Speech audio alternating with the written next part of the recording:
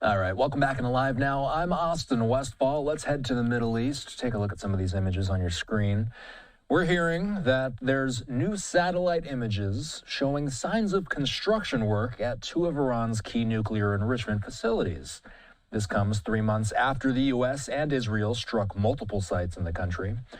Andrea Stricker is here. She's a nuclear proliferation expert at the Foundation for the Defense of Democracies. Before we get into the news of the day, it's been, as I mentioned, just over 3 months since the U.S. struck Iran's facilities. There was confusion at the time about how far Iran's nuclear program was set back because of those strikes. Now that we're 3 months out, what's our level of clarity on how far their program was actually set back? Great to be with you, Austin. I think the assessment in general of how far Iran has been set back is coalescing around 2 years that it would take them to actually build a nuclear weapon at this point. And it could be quite longer.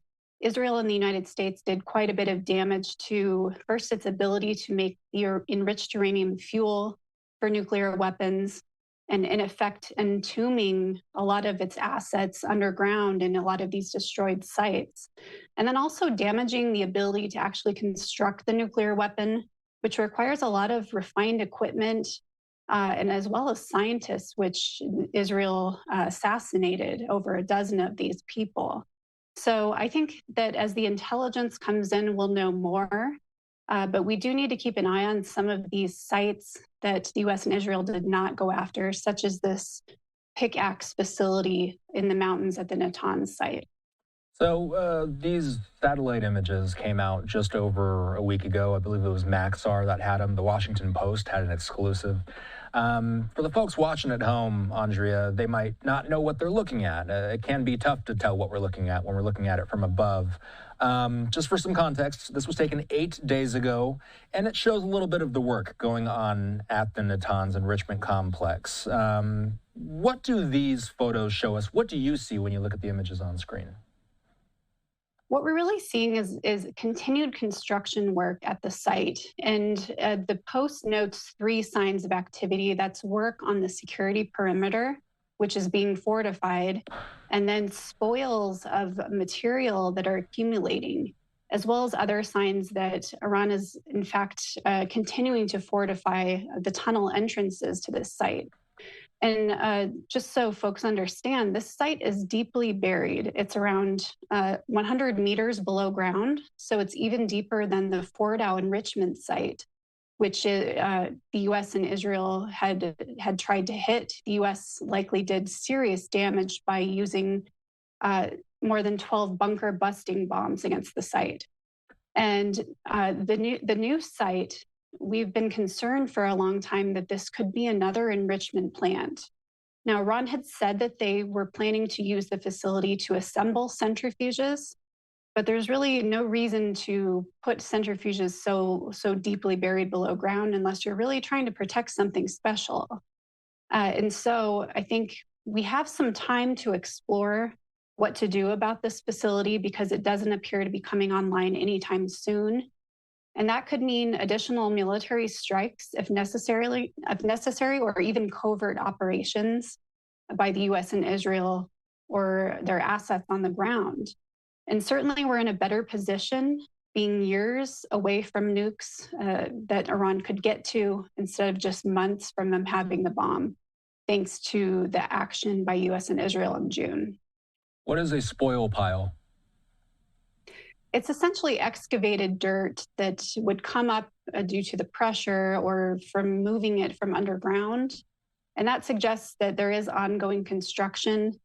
This site was not really expected to start up in 2025, but it looked like it was coming toward completion. So it remains to be seen whether the Iranians had actually hid some assets down in there.